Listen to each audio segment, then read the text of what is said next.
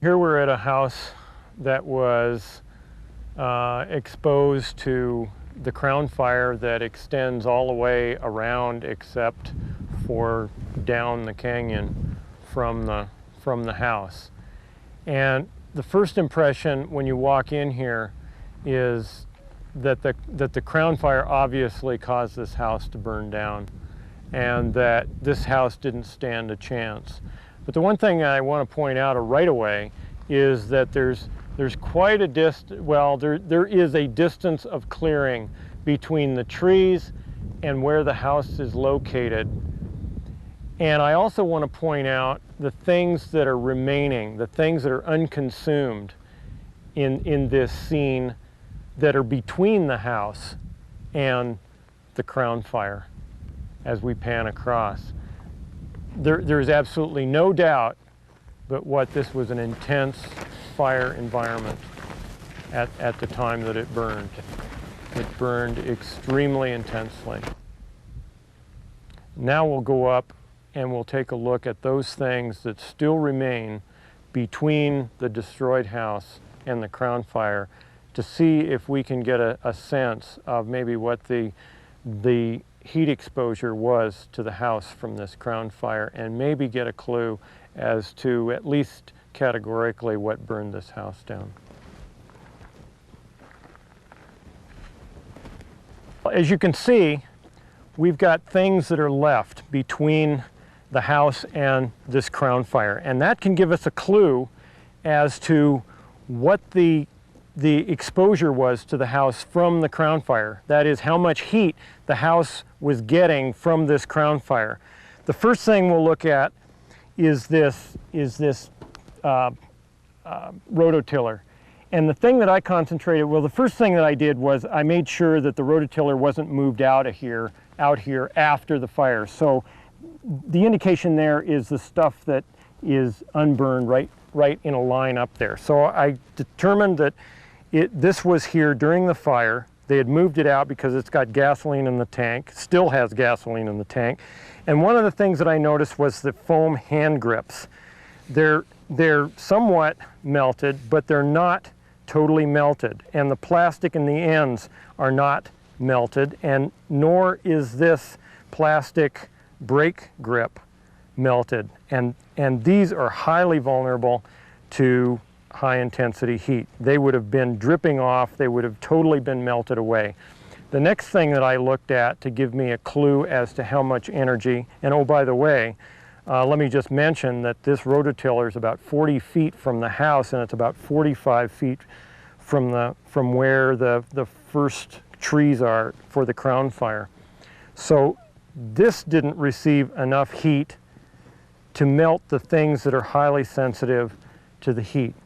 So we've got a clue here that this house didn't receive sufficient amount of energy in order to ignite the wood siding. Well, let's take a look at something else, another side of the house, and I want to show you something over here.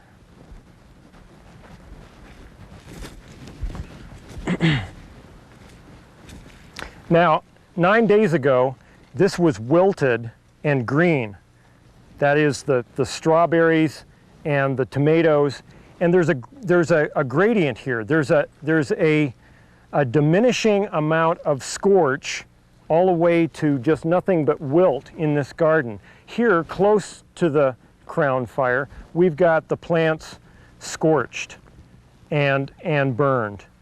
And as we move across the garden, we see that we move into a location where the plants were just partially scorched and mostly wilted to the point of where we get to the tomatoes. And although you can't really see it now that it's been almost 2 weeks later, there was no scorch on these tomatoes. There was only wilt. Obviously the tops were killed, and there was deformation on this PVC, this polyvinyl little garden picket, but there was no significant melting. So that is an important clue also. It takes much less energy in order to to deform and to melt vinyl than it does to ignite the side of this home. The next thing that I want to show you is over here, this wood glider. And that's a real important clue for this side of the house. Now we've covered really one side of the house that faces the crown fire. Now let's take a look at another side of the house that faced the crown fire. The wood glider on this side, and the question is, well, was it here? And indeed it was, because we can see the footprint here where it had been sitting while the crown fire came through, and this was all green, by the way, instead of just that little patch under the foot. So in fact it was here. And this side of the glider that's facing the crown fire isn't at all scorched. And this is about 60 feet from where most of the crown fire was, from the edge of where most of the crown fire was. But when we go onto the house side of this glider, we notice that the burning of the house was sufficient to cause the glider to continue to burn and finally burn through it at one of the points, and the house side legs actually fell over. Now what that also tells us is that this house was burning considerably after this crown fire passed through the area. What ignited this house and burned it down were the little things. Now I don't know exactly what those were on this house, but the little things, the pine needles up next to the wooden deck or on the deck, perhaps even patio furniture. You'll notice that they've got patio furniture here on what was the deck. If there had been cushions on that patio furniture, that could have caught firebrands, ignited, and burned the house down.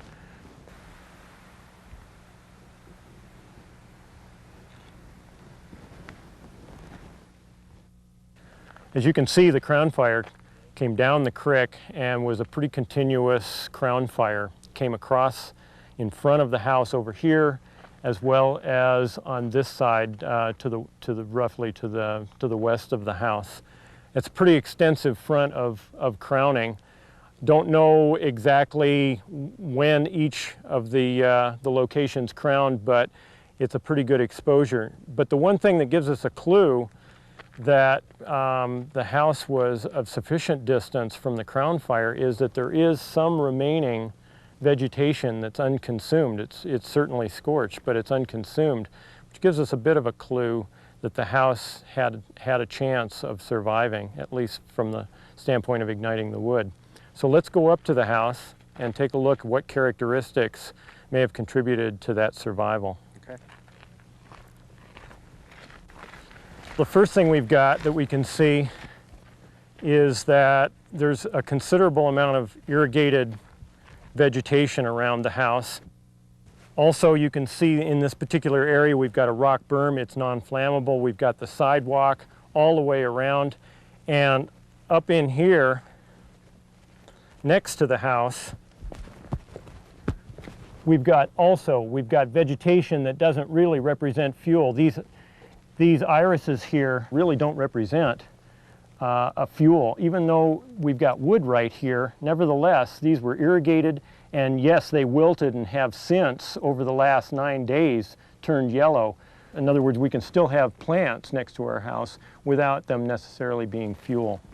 Now, one of the things that I want to point out is if it's attached to the house, it should be considered part of the house. In this particular case, when we've got wood steps and wood decking and stairs, we want to make sure that we understand that this is as much part of the house as the house itself. So what we want to make sure of is that we've got irrigated lawn or vegetation that doesn't represent fuel up next to it. One of the things that I want to point out on this house that's important is that they allowed sprinklers going before the fire came down, just prior.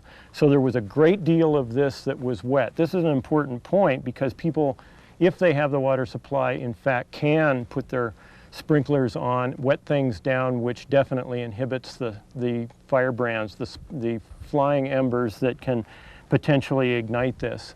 And in this particular case, that would be the problem with this house. And that is we've got a lot of active crown fire that's producing a lot of lofted material, burning embers that can shower down on this house and ignite multiple places around the house. And that's what we really want to be conscious of. With those people putting the sprinklers out, it just guaranteed that anything like this that might have been fuel ends up being wetted such that it's no longer fuel. The next thing that I want to look at is this, the ponderosa pine that we've got here. Now, in and of itself, it doesn't really represent fuel. It's by itself, it's a long way away from the crown fire. There was scorching on it, but one of the huge problems with a tree like this is that it deposits a tremendous amount of fine dead needles around the house as well as on the house.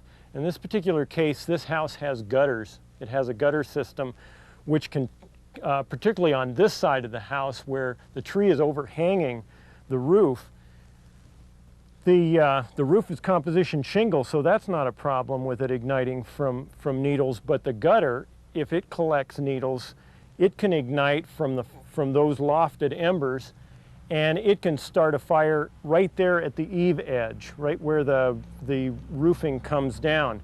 And let's go around to this side of the house. Now this is really an important characteristic on this house. See how this is pushed out here? This is wood up under here, and we've got siding coming down. This is an excellent thing to do.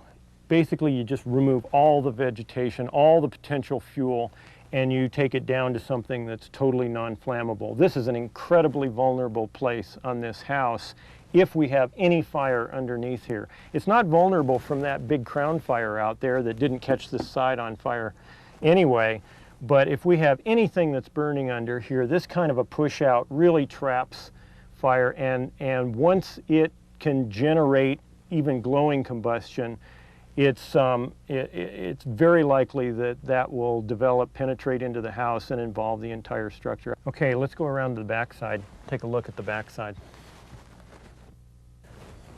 Okay, here is another good example. We've got wood plywood siding with a wood drip, but we've got masonry wall, concrete foundation, and very little vegetation, very little anything that is going to create any flames that are going to ignite this wall. It's basically a very fire-wise situation. This grass doesn't burn with enough flames to actually bridge across and produce enough heat to ignite the wall, and not only that, but anything that might ignite in here, including piles of firebrands that you can see here. This is concrete and masonry wall, and it really isolates this wood wall. And this wall is significantly far enough away from any of the torching trees up there to keep it from igniting. One of the things that I want to point out here with this boardwalk is, once again, if it's attached to the house, it's part of the house, which means that if this outbuilding here was highly susceptible to ignition, as you'll notice that they've got it rocked around the bottom so that there is no vegetation, no flammables next to that structure. Not only if that structure was burning would it jeopardize the house because it's so close, but it could ignite this wood walkway, which over the amount of time that the conditions existed could come down the walkway and right into the house. It would take maybe hours to burn this house down, but when people came back, they would find their house totally destroyed, just for something like this.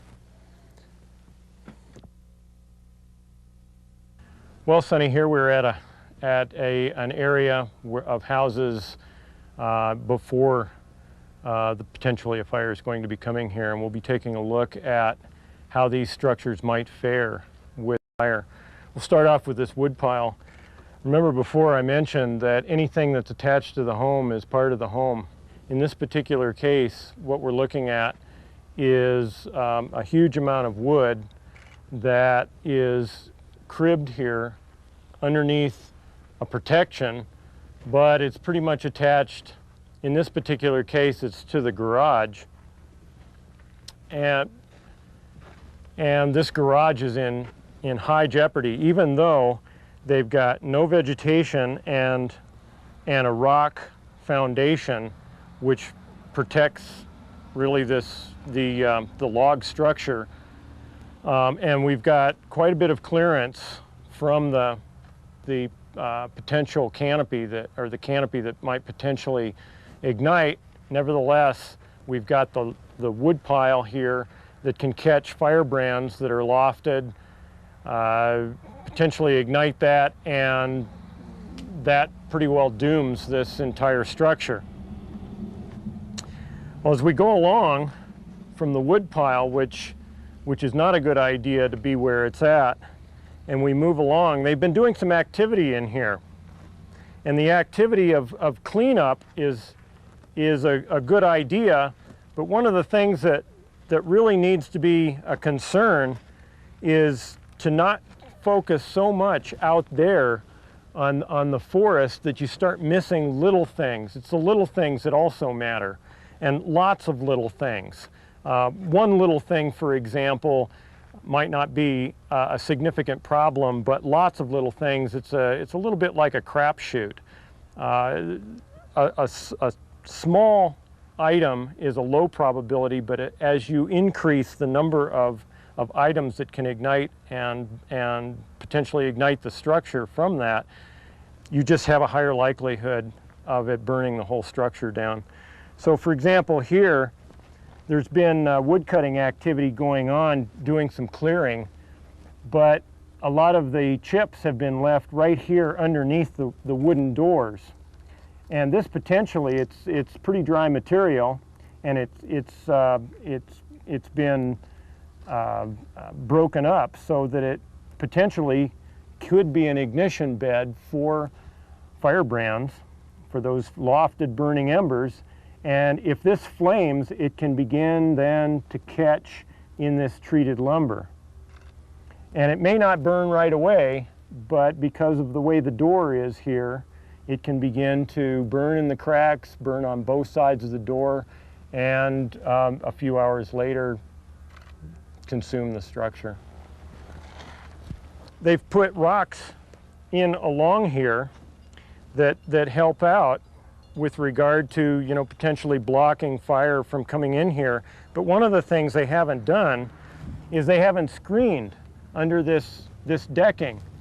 And as I mentioned before, the decking goes all the way around. Well, if we look at this garage, it's also physically attached to the home back here. So this garage represents this home. Well, one of the things that can happen is that we've got a wood plate here that's holding this brace that holds the rest of the deck, and there are pine needles that have accumulated. In fact, lots of pine needles have accumulated, which can potentially then ignite, work its way up inside, potentially catch the deck on fire, this walkway, and which can then potentially catch the home on fire, either through the garage or just follow the decking around. But here we come to the firewood pile right on the front porch, and this is definitely a problem. It's amazing how during a heavy firebrand fallout, of what I call a firebrand blizzard, how these wood piles just continually catch on fire, just everywhere. And so this is a very serious problem. Let's go over here and take a look at some of the landscaping. One of the things that occurs with junipers, and this really isn't too bad because it's been well irrigated and it's still pretty small, and also it's far enough away from the house where it's probably not a problem. But there are a lot of places where much larger patches of juniper than this are right up against the house, and the huge problem is, take a look at all the dead material in here. The firebrands come in, they fall down, and they have a perfect mat of dead vegetation with which to ignite the rest of this shrub. Well, we've got some interesting possibilities here with these junipers. The first thing is, let's take a look at this one. The junipers here, they've got a little bit of dead material underneath them, but I don't think that's going to be a huge problem. But the one right next to it is an example of how these junipers can get. It's, I think, a serious enough example to where we can look at it and get a lesson from it. Look at all the fine material up underneath here. And of course, we're bending over and getting in here, but it takes nothing for firebrands to lodge under here and ignite this. Look at the dead grass and the juniper needles that have deposited in here. This is a perfect ignition bed. This juniper can then begin to burn. Well, this green canopy is close enough to this wood wall to where there easily could be flames touching this wood wall. And most likely that's going to be enough to ignite this house. Now we have some other nooks and crannies that we need to pay attention to. We'll start here at the window ledge with this inset window. One of the things that really needs to be attended to is any deposition of needles that's here in the window ledge. This can catch firebrands potentially. The needles have been dropping in here and depositing, which means that if needles drop in here and deposit, that's also going to be where firebrands can drop in and deposit. So the firebrands drop in, they begin to ignite the fine fuel bed of the needles, and that starts igniting in the cracks of the window box with this fascia. But take a look at this. Up here in this crevice, we've got all kinds of material that's collecting right here in between this box and the side of the structure. Lots of fine fuel in here to catch firebrands, ignite. Lots of cracks in here. We've got you know, lots of gaps in here for it to continue to ignite, even large wood chips. So this is an extreme problem. And if a fire came through here, ignited on this, burned the structure down, we'd look at this afterwards and wonder, how did this occur? Well, we've been talking about the walls and the base of the house. We haven't really hit on the roof yet and the things that adjoin the roof. And in this particular case, we've got a metal roof, which is non-flammable. If this roof were anything other than flammable wood and, well, in some places even thatch, believe it or not, the roof is essentially non-flammable. But you know, one of the things that's very interesting, if you look, now this is a very steep roof, and so there isn't anything that's deposited right up here next to this wood wall where the roof adjoins the wood wall. But I've seen in some cases where the roof isn't as steep a pitch and there will be trees overhanging the roof, and it'll deposit needle material right up there on the roof next to that wood wall. And that needle material can then ignite from firebrands and potentially start that wood wall on fire.